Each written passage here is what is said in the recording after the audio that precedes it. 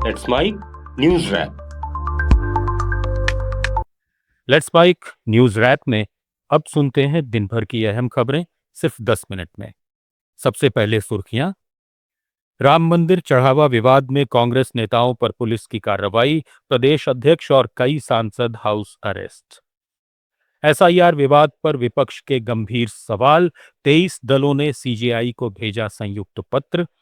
और सेवानिवृत्त हुए जनरल उपेंद्र द्विवेदी अब जनरल धीरज सेठ के हाथों में भारतीय सेना की कमान। अब खबरें विस्तार से। राम मंदिर चढ़ावा चोरी मामले को लेकर सियासत और तेज हो गई है। कांग्रेस लगातार इस मुद्दे पर सरकार को घेर रही है। अब यूपी के कांग्रेस प्रदेश अध्यक्ष अजय राय को अयोध्या में नजरबंद किए जाने का आरोप लगा है। इसके बाद कांग्रेस नेताओं ने सरकार पर लोकतांत्रिक अधिकारों के दमन का आरोप लगाया। अजय राय की पत्नी रीना राय ने कहा कि उनके पति की आवाज दबाने की कोशिश की जा रही है और इस मुद्दे पर लड़ाई जारी रहेगी। वहीं कांग्रेस सांसद किशोरीलाल शर्मा, तनुज पूनिया और उज्जवल रमण सिंह को भी हाउस अरेस्ट किया गया। कांग्रेस डेलीगेशन ने राम मंदिर ट्रस्ट कार्यालय के घेराव का ऐलान किया था। कांग्रेस सांसद किशोरीलाल शर्मा ने आरोप लगाया कि रात करीब 1:30 बजे ही पुलिस पहुंच गई और सुबह निर्धारित समय पर भी नेताओं को बाहर नहीं निकलने दिया गया। चुनाव क्षेत्र के दौरे पे था तो मैंने अध्यक्ष जी से कहा कि मैं पास ही रहूंगा तो मैं आऊंगा यहाँ दर्शन करने को, यहीं ज्वाइन करूंगा।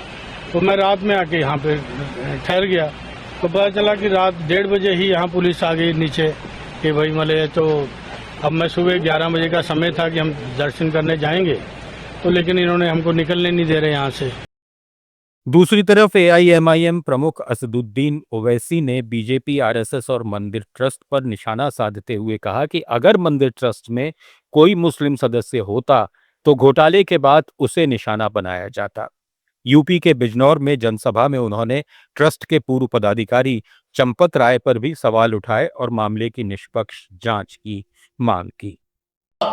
अगर ट्रस्ट में गलती हो गई, उस ट्रस्ट में एक मुसलमान को तुम मेंबर बना लेते और बाद में जब यह घोटाला सामने आया तुम उस मुसलमान को ले जाकर एनकाउंटर कर देते, बुलडोजर से उसका घर तोड़ देते, केस क्लोज्ड।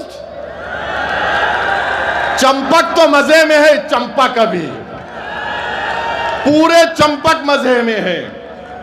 आप बताइए क्या हो रहा है, क्या हो रहा है बताइए आप। किसका घर नहीं तोड़ा जा रहा है? जिनको गिरफ्तार किया गया उनको पुलिस कस्टडी भी नहीं ली जाती। अब शायद आज के बाद, मेरे बोलने के बाद शायद कल पुलिस कस्टडी ले लेंगे। बताओ आज क्या हो रहा है उत्तर प्रदेश में। शिवसेना यूबीटी नेता आदित्य ठाकरे ने कहा कि 2029 का चुनाव बीजेपी के लिए बड़ी चुनौती साबित होगा। जिस बीजेपी ने राम मंदिर के मुद्दे पर रथ यात्रा निकाली थी, आज उसी पर अयोध्या में जमीन और भ्रष्टाचार से जुड़े गंभीर सवाल उठ रहे हैं।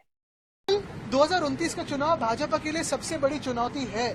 जिस भाजपा ने इस देश में और हम सबको लेके हिंदुत्व पे राजनीति की, जिस भाजपा ने इस देश में दंगे करवाए, आज भी पोलराइजेशन कर रहे, जिस भाजपा ने राम मंदिर का मुद्दा लेके रथ यात्रा की इस देश में, वही भाजपा और वही भाजपा के लोग आज अयोध्या में जमीनों की चोरी कर रहे हैं, उसी में घोटाला कर रहे हैं। आज उसी भाजपा से ये अपेक्षित नहीं था कि उनके मुख्यमंत्री स्वयं उज्जैन में जाके वहां के मास्टर प्लान से छेड़छाड़ करें और वहां भ्रष्टाचार करें।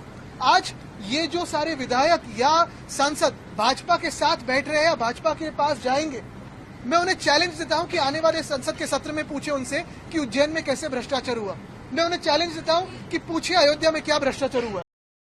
कांग्रेस प्रवक्ता सुप्रिया श्रीनेत ने आरोप लगाया कि राम मंदिर के शिलान्यास और प्राण प्रतिष्ठा में शामिल रहे प्रधानमंत्री नरेंद्र मोदी इस पूरे मामले पर अब तक एक शब्द भी नहीं बोल रहे हैं।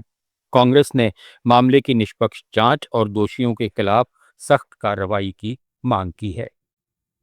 प्रधानमंत्री मोदी जी भूमि पूजन करेंगे, वही शिलान्यास किया उन्होंने ही उद्घाटन किया, उन्होंने ही प्राण प्रतिष्ठा करी, ध्वजारोहण भी मोदी जी ने किया, ट्रस्ट भी मोदी जी ने बनाया। और जब चंदा चोरी की बात आई तो मोदी जी सेशल्स में एक अवार्ड खरीदने में व्यस्त थे, जिसकी स्पेलिंग भी गलत है। शायद देर रात को लौटे हैं, आप लोगों को तो खैर सवाल पूछने का मौका उनसे नहीं मिल पाता है, लेकिन इस देश में कोई तो पूछेगा ना उनसे कि आप सारा श्रेय लेना चाहते थे। और जब हिंदू धर्म में और हमारी आस्था पर इतना बड़ा प्रहार हो रहा है, हमारी आस्था को तार तार करके रख दिया गया है, हिंदू धर्म के अनुयायियों के साथ इतना बड़ा भद्दा मजाक किया जा रहा है, तो आप बिल्कुल चुप है, आपके मुंह से एक शब्द नहीं फूट रहा है। भारतीय सेना को नया प्रमुख मिल गया है।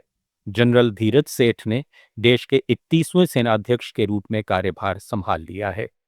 जनरल सेठ ने जनरल उपेंद्र द्विवेदी की जगह भारतीय सेना के नए प्रमुख के रूप में कार्यभार ग्रहण किया। करीब 4 दशक के सैन्य अनुभव वाले जनरल सेठ ने पश्चिमी मोर्चे पर 2 अभियानगत सैन्य कमानों का नेतृत्व किया है, जो उनके करियर की बड़ी उपलब्धि मानी जाती है। एनडीए के पूर्व छात्र और आर्म्ड कोर यानी टैंक रेजिमेंट से जुड़े जनरल सेठ इससे पहले उप सेनाध्यक्ष और दक्षिणी कमान के प्रमुख भी रह चुके हैं। उपेंद्र द्विवेदी ने रिटायरमेंट से पहले नई दिल्ली के नेशनल वॉर मेमोरियल पहुंचकर शहीद जवानों को श्रद्धांजलि दी। उन्होंने कहा कि पिछले 2 वर्षों में भारतीय सेना ने हर मोर्चे पर अपनी तैयारी, संतुलन और सतर्कता मजबूत रखी, जिसका सबसे बड़ा उदाहरण ऑपरेशन सिंदूर है। एलएसी पर स्थिति फिलहाल स्थिर लेकिन संवेदनशील है और सेना हर चुनौती से निपटने के लिए पूरी तरह तैयार है। सुप्रीम कोर्ट ने एथेनॉल ब्लेंडिंग नीति को लेकर बड़ा आदेश दिया है। कोर्ट ने साफ किया कि फिलहाल एथेनॉल आवंटन में कोई बदलाव नहीं होगा। सुनवाई के दौरान केंद्र सरकार ने कोर्ट को बताया कि पेट्रोल में 20% एथेनॉल मिलाने वाली E20 की नीति जारी रहेगी और इसमें कोई बदलाव नहीं किया जाएगा। सरकार ने कहा कि अलग अलग हाईकोर्ट्स में चल रहे मामलों से राष्ट्रीय नीति प्रभावित हो सकती है। वहीं एथेनॉल आवंटन को लेकर विवाद एक डिस्टिलरी कंपनी की याचिका से शुरू हुआ था। केंद्र का कहना है कि E20 पूरी तरह सुरक्षित है और इससे न सिर्फ कच्चे तेल के आयात में कमी आई है, बल्कि विदेशी मुद्रा की बचत, प्रदूषण में कमी और किसानों को भी बड़ा फायदा हुआ है। चुनाव आयोग के स्पेशल इंटेंसिव रिवीजन को लेकर विपक्ष ने सुप्रीम कोर्ट के मुख्य न्यायाधीश को संयुक्त पत्र भेजा है। कांग्रेस, डीएमके और तृणमूल कांग्रेस समेत 23 विपक्षी दलों और एक निर्दलीय सांसद ने चुनाव आयोग की SIR प्रक्रिया और चुनाव से जुड़े मुद्दों पर चीफ जस्टिस ऑफ इंडिया को पत्र लिखा है। विपक्ष का आरोप है कि यह प्रक्रिया मनमानी है और इसका इस्तेमाल मतदाताओं के नाम वोटर लिस्ट से हटाने और चुनावी प्रक्रिया को प्रभावित करने के लिए किया जा रहा है। डीएमके प्रवक्ता सर्वनन अन्नादुरई ने इसे लोकतंत्र विरोधी बताया, जबकि टीएमसी सांसद सागरिका घोष ने आरोप लगाया कि SIR प्रक्रिया का इस्तेमाल बीजेपी को राजनीतिक फायदा पहुंचाने के लिए किया जा रहा है। वहीं कांग्रेस महासचिव जयराम रमेश ने कहा कि यह फैसला इंडिया गठबंधन के बैठक में लिया गया था और विपक्ष इस मुद्दे पर पूरी तरह एकजुट है।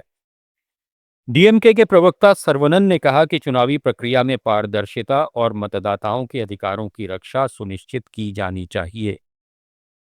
महाराष्ट्र में शिवसेना यूबीटी के एमएलसी सचिन अहीर उप मुख्यमंत्री एकनाथ शिंदे की शिवसेना में शामिल हो गए। पार्टी बदलने के तुरंत बाद उन्होंने महायुति के उम्मीदवार के रूप में महाराष्ट्र विधान परिषद के उपसभापति पद के लिए नामांकन भी दाखिल कर दिया। सचिन अहीर ने कहा कि जो जिम्मेदारी उन्हें मिली है उसे वे ईमानदारी से निभाएंगे। अब व्हाट्सएप पर नए लोगों से बात करने के लिए मोबाइल नंबर शेयर करना जरूरी नहीं होगा। मेटा ने यूजर नेम फीचर लॉन्च करने का ऐलान किया है, जिसके जरिए यूजर्स सिर्फ अपने यूनिक यूजर नेम से चैट कर सकेंगे। कंपनी ने 29 जून से दुनिया भर में यूजर नेम बुकिंग शुरू कर दी है और आने वाले महीनों में ये फीचर चरणबद्ध तरीके से सभी यूजर्स पर पहुंचेगा। इस फीचर के बाद बड़े ग्रुप में जुड़ने या पहली बार किसी से चैट करने पर आपका मोबाइल नंबर दिखाई नहीं देगा। व्हाट्सएप का कहना है कि इससे यूजर्स की प्राइवेसी बेहतर होगी। हालांकि अकाउंट बनाने और इस्तेमाल करने के लिए मोबाइल नंबर पहले की तरह जरूरी रहेगा। न्यूज रैप में फिलहाल इतना ही। जुड़े रहिए लेट्स माइक के साथ। आप सुन रहे थे let's mic more than radio. Follow कीजिए हमें हमारे सोशल मीडिया प्लेटफॉर्म्स पर।